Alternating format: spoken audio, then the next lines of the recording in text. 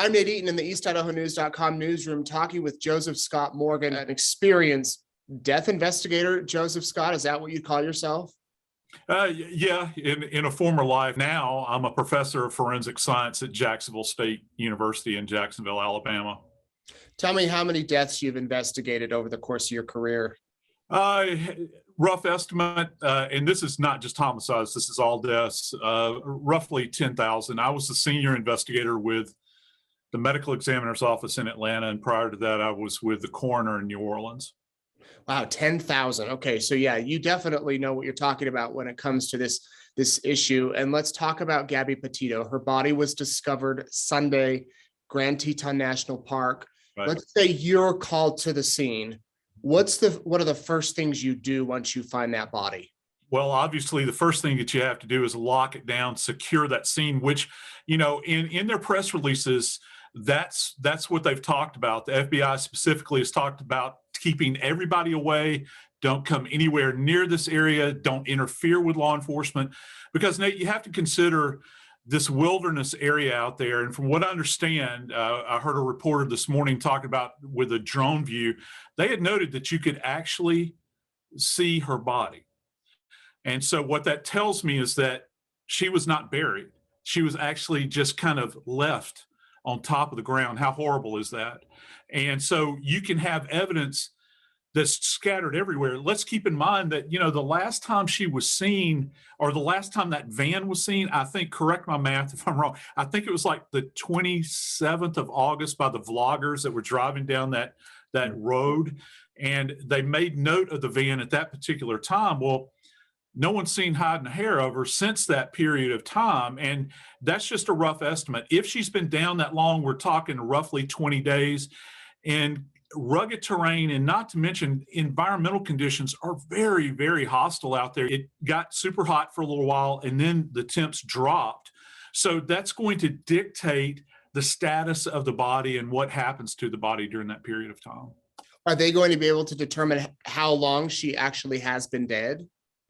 Yeah, and that's going to be heavily dependent upon them going back and looking at weather reports and trying to correlate that with any kind of changes. You know, my understanding, I was talking to somebody yesterday, I think it was, they were saying that if I'm not mistaken, they were expecting a snowfall to be occurring, not to, and, you know, I know that you're from roughly that area. That's not beyond comprehension that could happen. But for those of us that live in other areas, it's such extreme because it can be boiling hot and then the temps will drop. They've had a lot of rain. Now you're looking at frozen temps because, you know, once her body is removed from the scene, which it was yesterday, that doesn't end relative to what's going on at the scene. They're still going to go back out and look for any kind of fragmented evidence that might be out there, something that, you know, you might not catch at first glance. Now back to her body. I've had several people reach out to me, Nate, and they're saying, well, you know, they recovered her body yesterday. Why are they not doing the autopsy today? And that's crucial here because this little area, and it's an absolutely beautiful area, but let's face it, they don't get this kind of high profile case every single day. So what they're doing is they're having to marshal all of the resources that they can. This is what I expect. More than likely, her body is at least partially skeletonized. They will not only have a forensic pathologist, probably the best one they have in the state of Wyoming. They're probably going to have a forensic anthropologist present for the examination. It would not surprise me if they brought in a forensic odontologist, otherwise known as a forensic dentist. The FBI is going to show up with their evidence collection team, and they're going to do things like look for hair and fiber evidence. They're going to collect the clothing if, in fact, she was clad in something. I think that she probably was. And any kind of what I like to refer to as cocooning material, that is what the body might be wrapped up in, because that's going to have transfer evidence. It's also got connectivity to that van. If he were to have taken a blanket or a tarp or something that you can identify as belonging to him, he cocooned the body, laid her out there, or laid her on top of something, that's going to be significant too from a fiber evidence standpoint. The big uphill battle they're going to have, Nate, though, is because she has been down for this long. One of the things that they're going to be faced with is the degrading of the body. You're going to be looking for evidence in the neck, trauma to the head. I don't know that he was in the possession of a firearm. And I don't know if we might be looking at a cutting related death. A lot of this is going to be solved by when they begin to release information about the van and the interior of the van, what occurred in there, what kind of evidence did they kind of make rise up in there that they could actually examine, and then correlate that with what they're finding on her remains at this autopsy that is scheduled for tomorrow on Tuesday. And then they're going to have to correlate all of that data. And that's kind of what they're faced with. And at this autopsy, they're going to, some smaller coroner's offices don't even have x-ray machines, which is a technology from the 19th century. And they might have to bring in a portable x-ray machine. I don't know anything about them. They might have a state-of-the-art facility for all I know. But if they don't have that, they're going to want that, because they're going to want to x-ray in totality the body before they ever touch the body beyond just moving her around, because you don't want to miss anything, because it's the smallest little thing in this case, in a case like this, that can make the whole thing turn. Well, to give you an idea, we're in eastern Idaho, and anytime there's a death here, for instance, JJ and Tylee, when their bodies were found, they were taken to Boise, where autopsies are done in Boise, which is a 4 or 5 hour drive. So they don't have the resources, but so many people want it solved like a television show, 40 minutes, how'd she die, who killed her, what happened? How long until you think we'll have those answers? Do you think it could be this week? Oh boy, I got to tell you, one of the interesting little side notes that I've picked up on throughout this thing is they've actually referred to medications and how people are not taking both of these individuals, both Laundrie and then Gabby, they're not taking their medications. She admitted on tape that she's got OCD, she's got anxiety, all these other things. If these kids have run out of meds, one of the things, and particularly her, they're going to want to screen her toxicologically. And as well as I do, the road that we've been down relative to the Daybell case, how long toxicology can take. And I'm not trying to put people off by saying this, but they're going to want to cross every T and dot every I.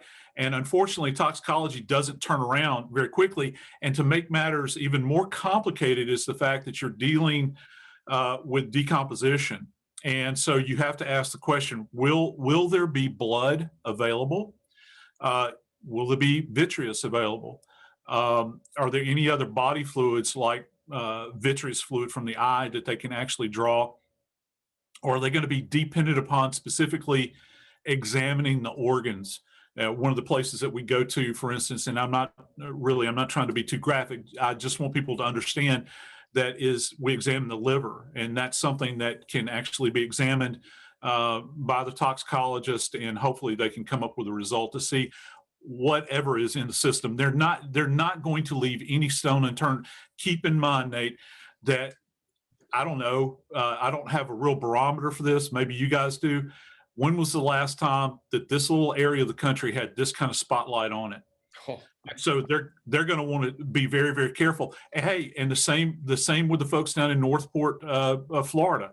You think of Florida as being heavily populated. They deal, obviously, we hear about Florida Man all the time.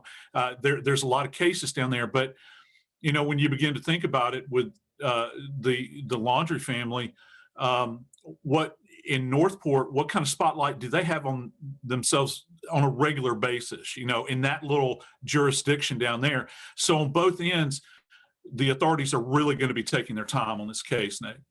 Let's talk about the Florida situation. This morning, FBI served a warrant, dozens of agents went to the home. Parents are sitting outside the house. What do you think they're looking for, Joseph Scott? What kind of tips, clues could there be inside that house? Oh my God, it's endless.